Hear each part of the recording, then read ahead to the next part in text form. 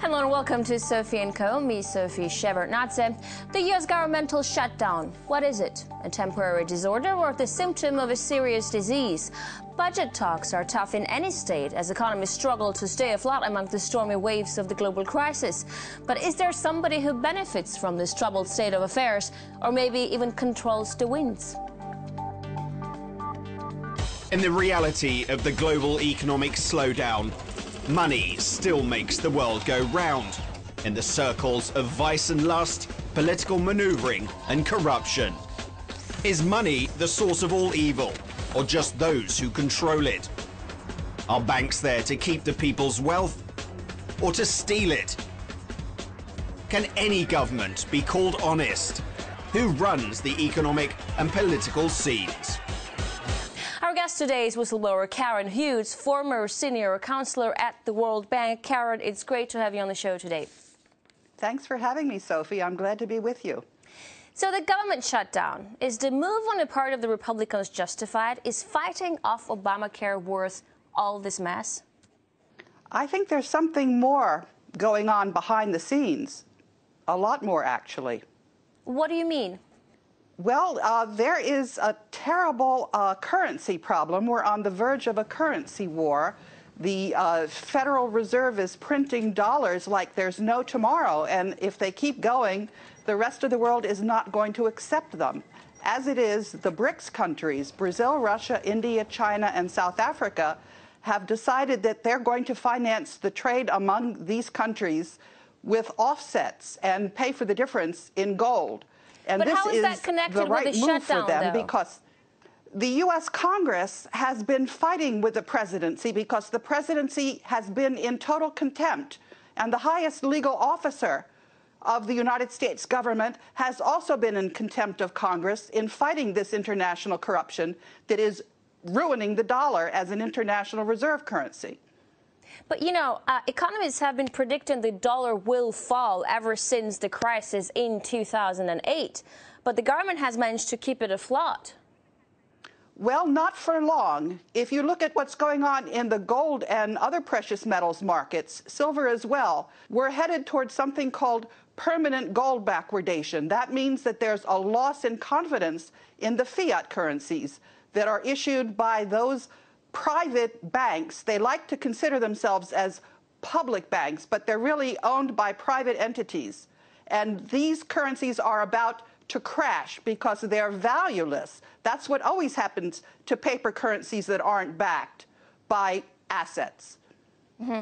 But, well, like you've mentioned, gold backwardation. Gold is often chanted as perfectly safe investment, an alternative to the dollar even. But how come the price of gold is falling? Because of market manipulation.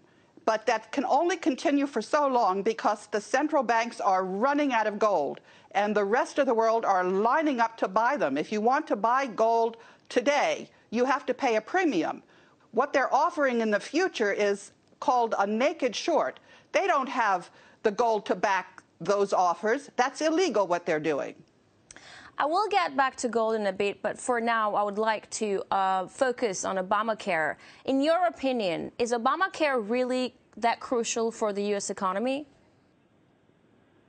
What you have is something that's very good for the medical insurers, because most of the other countries that offer medical coverage do this through a single issuer. And that's not what we have here. What we have here is a bill that was drafted by the medical insurance companies. It's not good for this economy. It never was. But why? Why do you say it's not good? Because what's happening is the workers that worked full-time are being put deliberately on part-time basis so that the companies can avoid giving them medical insurance coverage under the provisions of the law. Mm-hmm. You know, this Obamacare thing, I've heard it many times being compared to socialism, communism sometimes even. Do you trace the resemblance? That's just because the mainstream media, when they report about what's going on, are doing it by telling lies and anything that's good for the powers that be. The mainstream media is completely owned and controlled by the same companies, private companies, that own the Federal Reserve System. Most of the American citizens are clueless about the corruption that's rifling their economy. But just to make sure, are you saying that everything about Obamacare is bad? Or are there good things about it?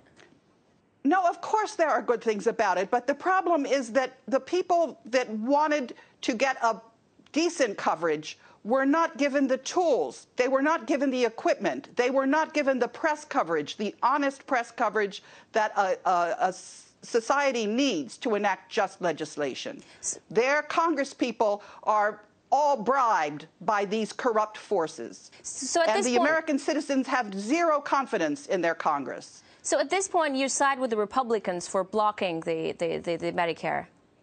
I'm not siding with Democrats or Republicans because both of those parties have been co-opted by this terrible corrupt force that I'm talking about. What we have right now is Americans being forced to get health insurance. How does that go with their love of liberties and freedom of choice? It's not so much a question of being forced. You have to look at those parts of the society that have been thrown under the bus, the uneducated children who are not given a superior education like we used to have.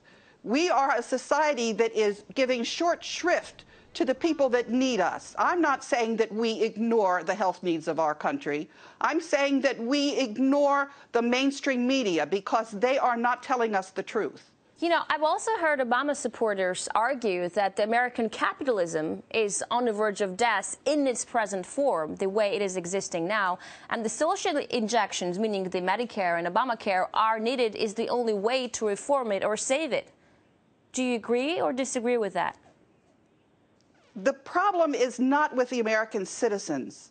They are a wonderful group. Their values are good. It's just that they're not given the tools that they need to have a just society. They're not given the basic information about what is really going on and who's benefiting from the economies that they're being told. They're being told that they have no money.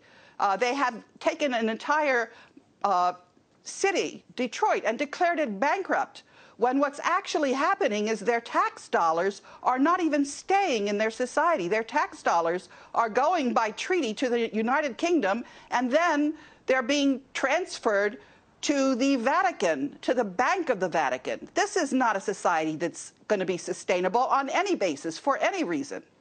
But do you feel like American economy is picking up? Because we hear President Obama saying the shutdown hurts American economy, but at the very sensitive moment when it has just started to catch up. But do you feel like it's catching up, really?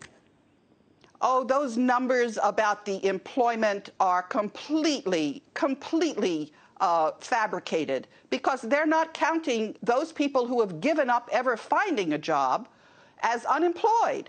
That's ridiculous. The real rate is just about double what they report it as being. So the American debt looks like a doomed patient. Is there any other possibility for it than just grow into eternity forever? I mean, raising a debt ceiling once or twice a year, what's the problem? The problem is actually, when you talk about debt, that our currency is financed by debt. Our currency is issued by the Federal Reserve instead of the Treasury, which is, it's unconstitutional. When the Federal Reserve System was instituted in 1913, most of the Congress was on break. They sneaked that legislation through. So the debt is there simply for those bankers to put an interest on it and have it grow and compound every year. The debt is a fabrication. It's probably should be repudiated, but it can't be repudiated until you've looked at all of the implications. But do you think it's going to go on and on forever? No. What I think is going to happen is that at the upcoming Bretton Woods meetings on October 9th, the countries of the world, the foreign ministers of the world, are going to sit down and have a rational basis for currency rather than this fiat currency, which is absolutely, what can I say? It makes no sense to anyone but the bankers that are issuing it. So when you look at the concept of the debt, it's much more than just borrowing money, right? It makes you controllable. For example, in the case of the U.S., who controls it? You mean the big corporations or countries like China and Japan who control large chunks of the debt? Well, that's a very good question, and fortunately, some mathematicians at the Swiss Federal Institute of Technology have given us a very precise answer. They did a study of who owns and controls the companies on the capital markets, 43,000 companies. And they found out that there's a secret super entity, they call it, that owns 60% of the earnings every year and 40% of the assets. They did this by putting the same people on the boards of these companies. So they have 10 times the economic power that they're entitled to. And they thought no one would catch them at it. This is a huge conglomerate that has been rigging the LIBOR prices. It's been rigging all of the commodities prices. It's been trading in the securities markets with insider information. It has got to be stopped. It also bought up all the media and has been lying to people deliberately. This is going to stop. So just to answer my question, the government is controlled by the conglomerate or the corporations rather than countries that are up and coming economically, right? So why haven't these corporations or conglomerate, as you call it, been caught? Why is nothing changing? That's the whole point about it. They like to think they're in control, but they're not. They're not above the law. And we citizens know exactly what they're up to. We've been working on this problem. All of the governors of the states have been working on this terrible corruption. So have the attorneys general. So have the sheriffs. And it's not going to continue. The American people are taking back their government, and they are stopping this terrible corruption. Mm-hmm. You know, as of today, United States is a financial heart of the world. And whether it collapses or keeps on going, it's obviously wrong this much power is concentrated in one place. Asia is a rising monster right now. Could it be that stealing his financial role from the U.S.? Do you think China, for example, could steal its financial role from the United States? Or are they also controlled by the same financial elite you're mentioning?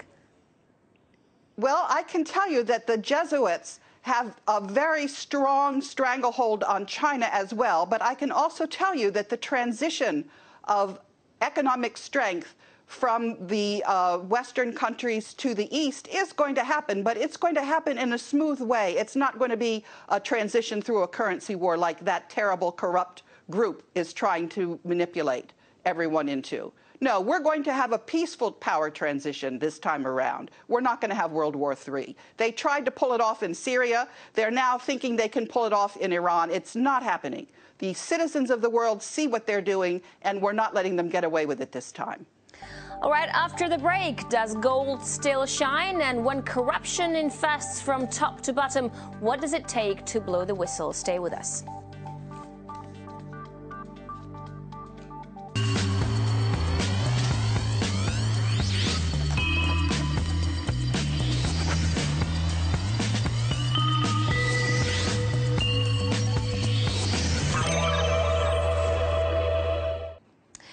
Welcome back to the show. We're talking to Karen Hudes, World Bank whistleblower.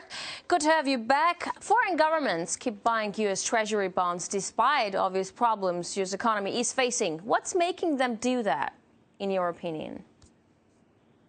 I think the biggest market for the Federal Reserve notes is the U.S. Treasury, and there is a glut of dollars right now.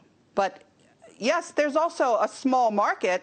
Unfortunately, the market is weakening as the dollar weakens because of all of this, what they call quantitative easing, where every month so many additional dollars are printed with absolutely no backing. Mm-hmm. You never told me in the first part, should we be buying gold? Well, yes and no. I think gold is probably a wise purchase right now, but more as insurance than investment, because there's actually a great deal of gold. There's even more gold than people know about. For example, the amount of gold that's in deposit in the Bank of Hawaii is 170,000 tons. This is more than the World Gold Council says is available for all the gold on Earth. People don't know how much gold there is. There's a lot of gold. Are you buying gold?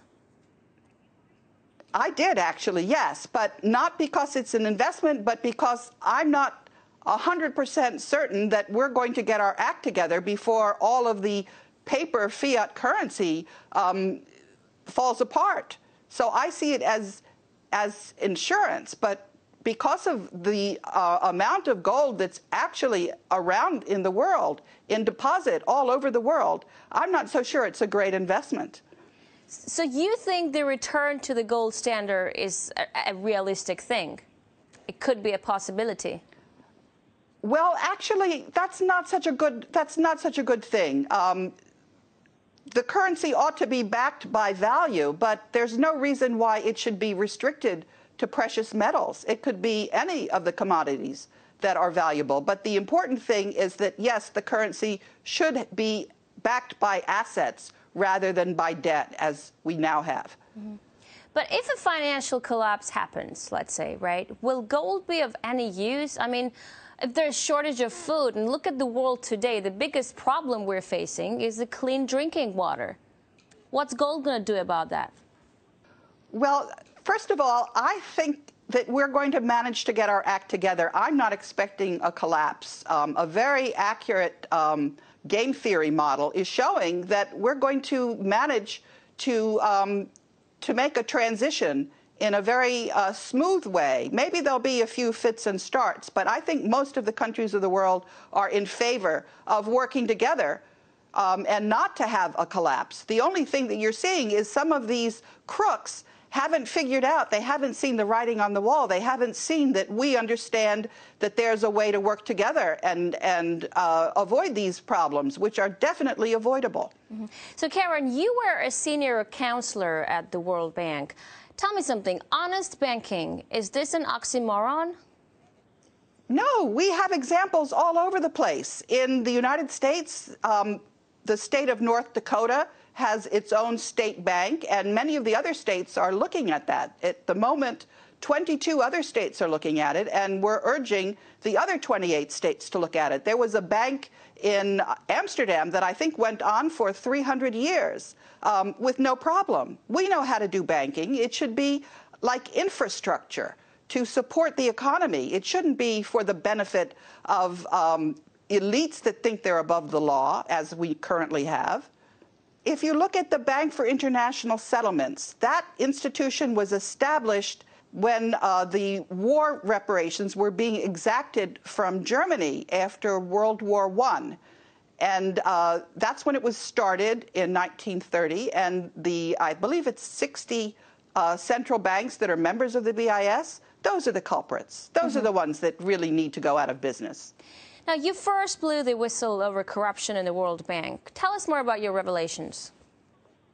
Well, that's actually what happened. I was working in the Philippines, and there was a bank. This was at the end of the East Asia financial crisis in the end of the 1990s. And the second largest bank in the Philippines, Philippine National Bank, there was a loan to strengthen the banking sector. And what happened was a man who owned Philippine Airlines, Lucio Tan, ended up buying more than 10% of the shares of Philippine National Bank without informing the securities authorities in the Philippines. That was against the law. And then I told the person who was in charge of the World Bank lending program that they should tell the government of the Philippines that the conditions of the loan were not going to be met. And instead, I was reassigned. And I didn't accept that, so I went to the meeting where it was decided whether or not to disperse the loan, and I said that the board was not being informed that the conditions weren't met. And then what happened was the loan wasn't dispersed, but the people who had their money on deposit in that bank withdrew their money, and the Philippine Deposit Insurance Corporation had to withdraw, had to back up the bank for $500 million.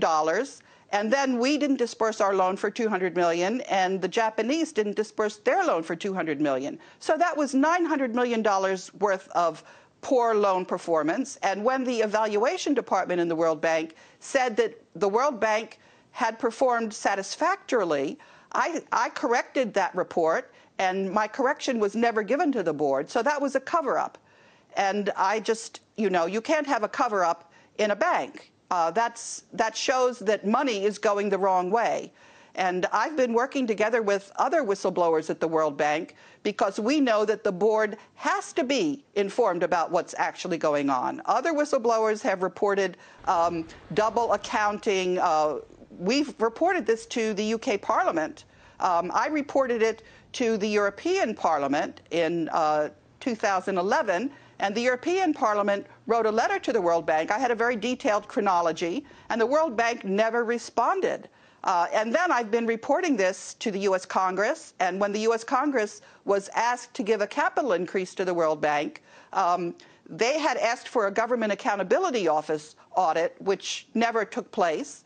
So I was reporting this to the International Organization of Supreme Audit Institutions, and then I asked the board to require KPMG to do an audit of the World Bank internal controls, and KPMG did not follow the auditing standards. So I reported this to the Public Company Accounting Oversight Board. I reported this to the SEC. But since the SEC couldn't be bothered to sort out the insider trading for the Federal Reserve System, they certainly weren't going to straighten out the bonds in the World Bank. So I bought a World Bank bond and I sued under the securities laws. And I also went to each and every attorney general in the states, and I told the states that they were responsible for making sure that there was accurate financial information going to the bondholders in their states.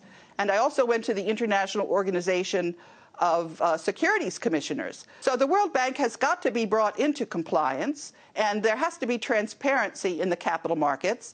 And the insider trading of the Federal Reserve System is going to be history in short order. But do you feel safe after all these leaks? I mean, you were fired.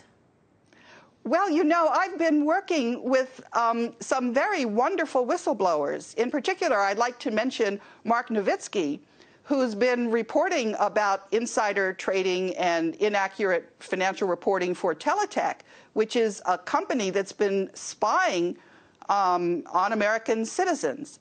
So when whistleblowers work together and compare notes and share information, you get a very accurate picture. In addition, I'd like to mention Larry Garrison, who has been my PR guy. So when you have people who you're working with, it's not so easy to shut the whistleblowers down. We've just gained in strength. We're going from strength to strength. Do you guys feel like you're being heard? Is anything changing?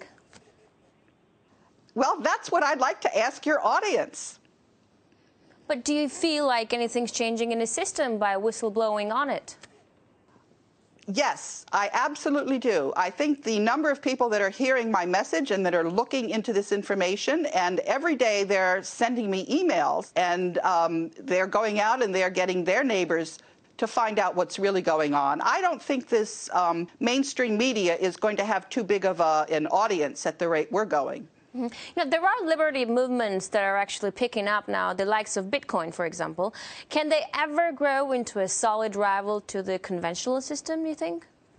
I think they're going to be a force to be reckoned with, yes, as a matter of fact. And there are other similar kinds of payment systems that are now gaining currency. Yes, I think we're going to have a world where there's a lot of choice, and the legal tender is not going to be used to put people into debt and to imprison them. Are you using Bitcoin as of now?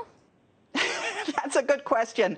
I'm trying to learn how. It's, you know, yes. There's a conference that's taking place, and I'm going to try to get myself sorted out on that. Karen, thank you very much for your time. That's all for today. Our guest was a former insider at the World Bank, ex-Senior Counselor Karen Hudes. Thanks for watching, and we will see you next time here on Sophie & Co.